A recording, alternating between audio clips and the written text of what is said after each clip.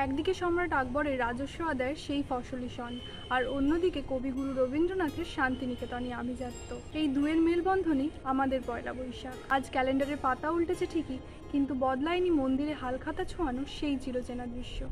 আপনারা কি জানেন বাঙালির এই উৎসবের শুরুটা ঠিক কেমন ছিল?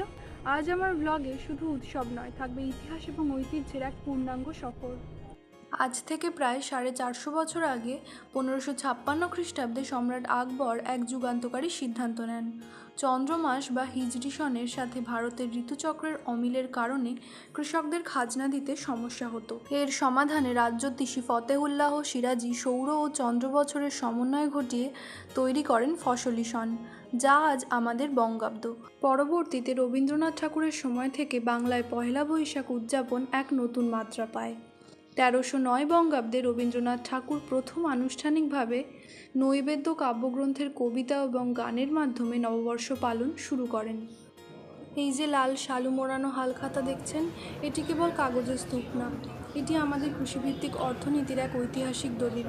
ব্রিটিশ আমল থেকে শুরু করে আজ পর্যন্ত এই হালখাতা ক্রেতা বিক্রেতার মধ্যেকার পারস্পরিক বিশ্বাসের এক অনন্য উদাহরণ, যা আজও আধুনিক ব্যাংকিং ব্যবস্থার পাশাপাশি সমানভাবে টিকে আছে।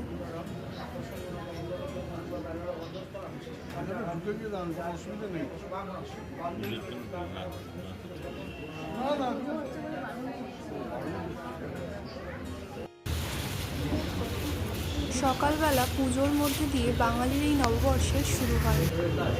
এরপর শুরু হয় দুপুরের জন্য এলাহি খাওয়া দাওয়ার আয়োজন। দুপুরের খাওয়ার টেবিলে যখন আমরা বাঙালি পদের সমাহার দেখি, তা আসলে আমাদের ভূপ্রকৃতির প্রতিফলন। নদীমাতৃক বাংলার পলিমাটিতে বেড়ে ওঠা ধান এবং নদী ও সমুদ্রের মৎস্য সম্পদ, এই দুয়ের মিলেই আমাদের মাছে ভাতে বাঙালির পরিচয়। উৎসবের এই রসনা আমাদের হাজার বছরের নৃতাত্ত্বিক ঐতিহ্যের বহিঃপ্রকাশ। বিকেলের সাথে সাথে ময়দান এবং নন্দন চত্বরে মানুষের ভিড় বাড়তে থাকে। লাল সাদা শাড়ি পাঞ্জাবিতে নববর্ষ উদযাপন, এটি বাঙালির হাজার বছরের ঐতিহ্যবাহী পোশাক। এই লাল সাদা নতুন বছরের পবিত্রতা ও নতুন সম্ভাবনার সাথে শক্তি উদযাপনের প্রতীক।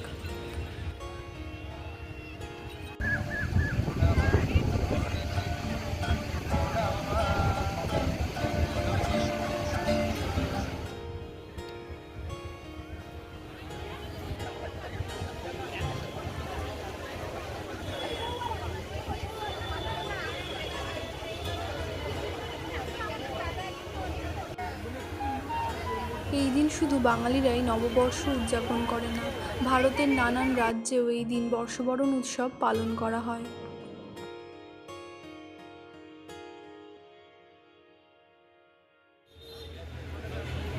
সন্ধ্যের সাথে সাথে রাস্তায় ভিড় বেড়ে চলেছে। নন্দন ও ময়দান চত্বর মেতে উঠেছে সাংস্কৃতিক উদযাপনে।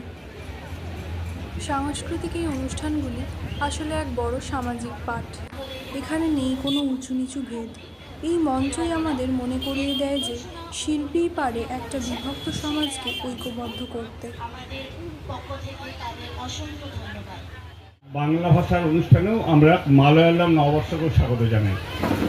সব জাত, সব ধর্ম, সব খাদ্যাভ্যাস, সব সংস্কৃতি মিলেমিশে বাস করে।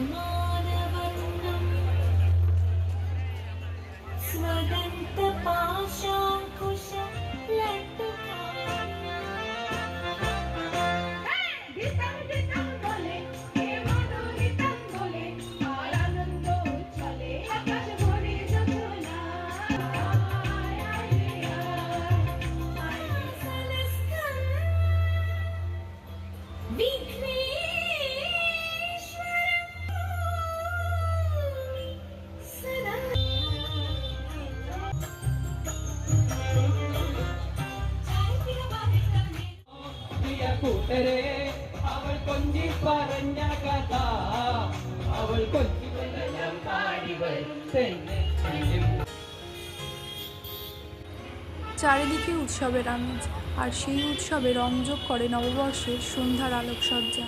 রাস্তার ধারে সারি সারি দোকানগুলো যেন আজ এক একটা আলোক উৎসব। বড় বড় শপিং মল থেকে শুরু করে পাড়ার ছোট মুদিখানা দোকান, সবই আজ রঙিন। কাঁচের ওপার থেকে ভেসে আসা নিয়ন আলোর উজ্জ্বলতা আর রাস্তায় মানুষের ভিড় বলে দেয় নতুন বছর এসে গেছে। ব্যস্ত ক্রেতাদের আনাগোনা, মিষ্টির প্যাকেট আর নতুন ক্যালেন্ডারের সাথে এই আলোকমেলাই যেন মনে করিয়ে দেয় অতীতের সব ধূসরতা মুছে আজ শুধু এগিয়ে যাওয়ার দিন। সবাইকে জানাই শুভ নববর্ষ। আজকের ব্লগটা এতটাই।